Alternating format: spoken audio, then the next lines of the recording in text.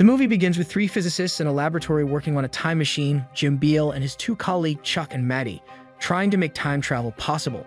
Though having test runs being commenced for past 72 hours straight, Jim tells them that they need to do 2 more test runs before they can take a break.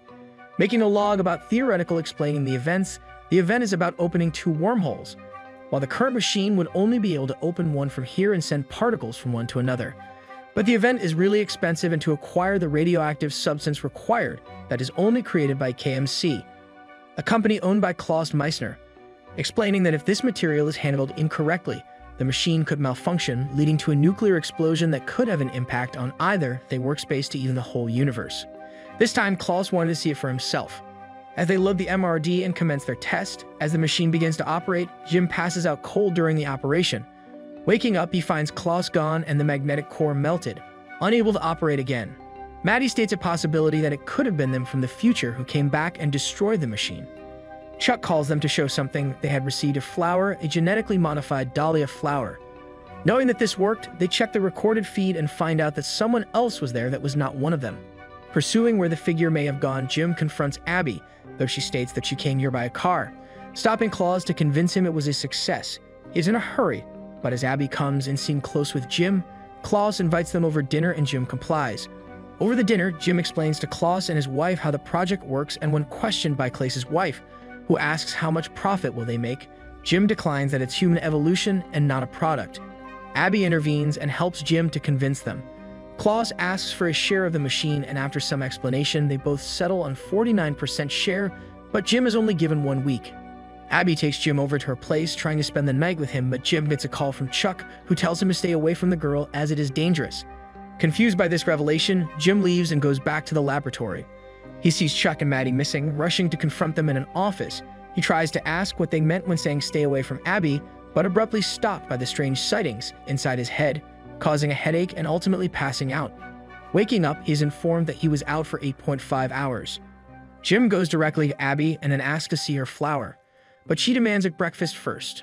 In the diner, Jim asks Abby how she retrieved the flower, and she says that it was a gift from someone who would give her everything she wanted except a minute of his time. They both sit down and talk about the machine and its working. Abby flirts with Jim and they spend the nighttime together in her apartment. When Abby is asleep, Jim steals the dahlia flower, and on his way, he often experiences strange frequencies. He meets Chuck on his way and finds Klaus going upstairs. They try redoing the tests, but the numbers are off, so Jim takes a break. He plays with the lighter that Abby gave her. Maddie calls him to his office and explains about the flower being from a parallel universe from KMC. Amidst that, Jim receives a call from Klaus, who asks if he has the flower and asks him to come. Klaus tells him that the flower he received was from his company has copyright for it. Klaus is willing to sell the copyrights to him, but demanding 99% of the machine to himself, being the Edison to the Tesla. Jim experiences the strange frequencies in his head and returns to his office. Making another log, he explains his headache and the situation. Jim takes the flower to Abby and gives it to her, stating that he will open the wormhole again in 2 days, and she is the one to decide what goes through it. He feared that if Abby comes with Klaus, that would be unfortunate, but it is what ends up happening. Jim escorts the flower and operation is being prepared to begin. Abby and Klaus get much closer just to mess with the mind of Jim. Saying that they own the flower but not Jim, he runs off towards the wormhole to go through it. To his surprise, he travels back to time and confronts Klaus, leaving Abby behind. He goes up to her, where Abby asks for a lighter, and Jim uses the one gifted to him by Abby in his time, saying that it's hers. Abby keeps it, saying that it is now hers, meaning she did not own this prior. Abby flirts with him and Jim gets a headache once again. Running away, he sees that the Jim of this timeline confronts this Abby as he did in his own timeline, and the things place as they did before as well. Past events play while past Jim goes to Klaus. Future Jim heads to the laboratory. He meets Chuck and Maddie, who ask him that he was at dinner with Klaus, to which he responds that he is, and starts to explain what is going on through calling the past Jim. With series of questions on phone with past Jim, proving that he is from the future, he tells Chuck not to trust Abby Ross as she is dangerous to the experiment and is only using him. Hanging up the call, same exact events play, but Chuck tells future Jim to not get too involved and take rest and stay hidden. Jim jokes around with Maddie through a remote, and Chuck gets a bit furious. Chuck and Maddie wants to know what really going on, but Jim wants to take action as soon as possible. Future Jim goes to the bathroom, and suddenly past Jim comes through the other door, making Chuck and Maddie be confused once more. Past Jim gets a headache and future Jim's body starts to shake. Chuck goes inside the bathroom and asks future Jim to not come out. He takes the aspirin and takes it to past Jim, who collapses due to severe headache. Chuck then tries to convince Maddie to take a hold of himself. Going back to confront future Jim, Chuck finds out that he has jumped out of the window to escape. Future Jim goes to the apartment and makes his way towards Abby, apologizing to her and trying to make way to let himself in. Making his way, he finds that there are diaries and notes in her apartment that also have the theory of wormholes and time traveling. Abby, on the other hand, tries to seduce Jim. After their time together, future Jim is alone in her apartment while Abby is gone to get some coffee. The door camera gets a call, which is from the past Jim. Touching the button, they both get an electric shock and the video footage is not clear at all. Future Jim, realizing the situation, goes through the Abby's stuff, finding out the saucers with writing on them. Realizing what she had been up to, he makes his way to the diner and takes the saucers from there. The bartender gets confused upon seeing Jim twice, but future Jim had already left. Future Jim books himself a room where he can see Abby's room. Watching past him and Abby have fun, future Jim gets hurt and starts to lose his mind. Though Chuck comes in and tries to convince him not to do anything irrational over his feelings, Jim neglects his advice and leaves. Replaying what had happened in the past, we notice future Jim making his way to Abby's apartment, confronting her and asking her what is really going on, accusing her of stealing his work. But truth is far from it. Abby tells him that she had been sleeping with Klaus to get her projects funded, and the truth was that she had been working on a science novel on a man making a true time travel machine, which was backed by Klaus as well, a novel indirectly about Jim himself. Apologizing to Abby and sharing the story behind it, he explains what really had been happening and who he really is, surprising Abby and trying to make things right from here on out, but this changes as soon as both Jim feel horrific. Abby takes Jim's phone and calls Chuck, who checks on the both flowers, stating that one is dying as it is an anomaly. He takes it and tells Maddie that he is taking it for further examination. Meanwhile, past Jim comes and takes the other one away.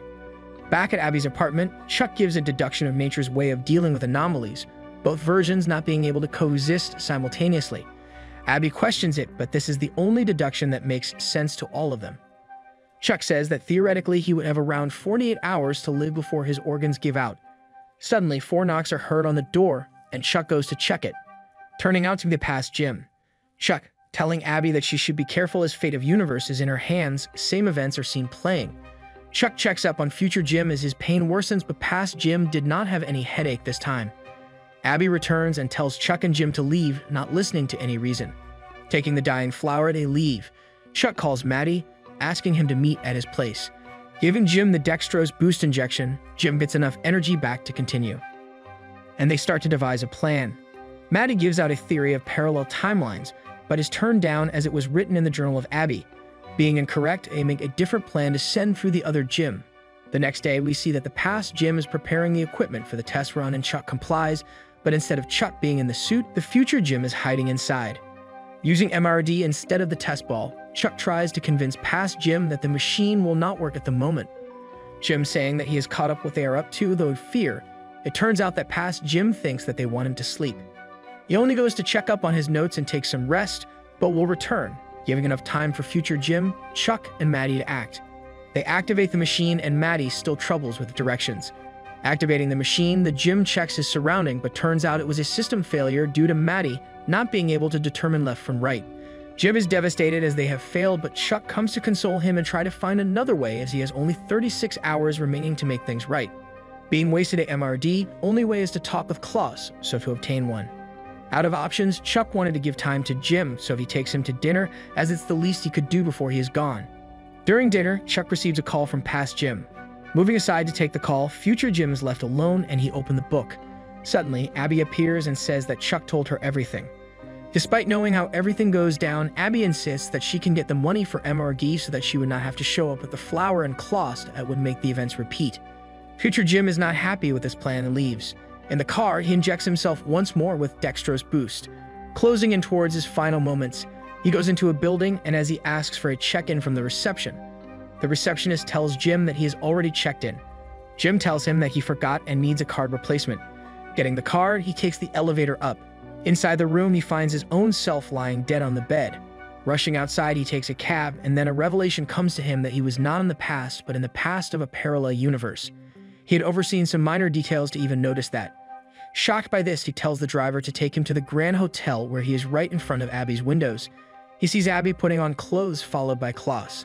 Abby notices Jim looking through the window, and Jim collapses on the bed. Abby, attending to Jim in his final moments, decides to take the flower herself alongside Klaus to the day of time travel operation. There, everything plays as it did before, and it is revealed that Abby was the one who put the diary inside Jim's jacket. Upon sequence is engaged, Jim runs into the wormhole. Abby returns to the hotel thinking that Jim would come back to life once past Jim is gone, but to her unfortunate surprise, things didn't go the way it seemed to be. But there's one difference this time. Jim sees the diary and learns what really had been going on, and then one day it meets Abby, where she was in the same diner. It is revealed that this cycle has been going on for ages, and in this, Jim meets Abby where he tells her that he will explain all that went down, eventually leading to the creation of her diary, and the movie concludes knowing that this cycle will continue and the fated will not end.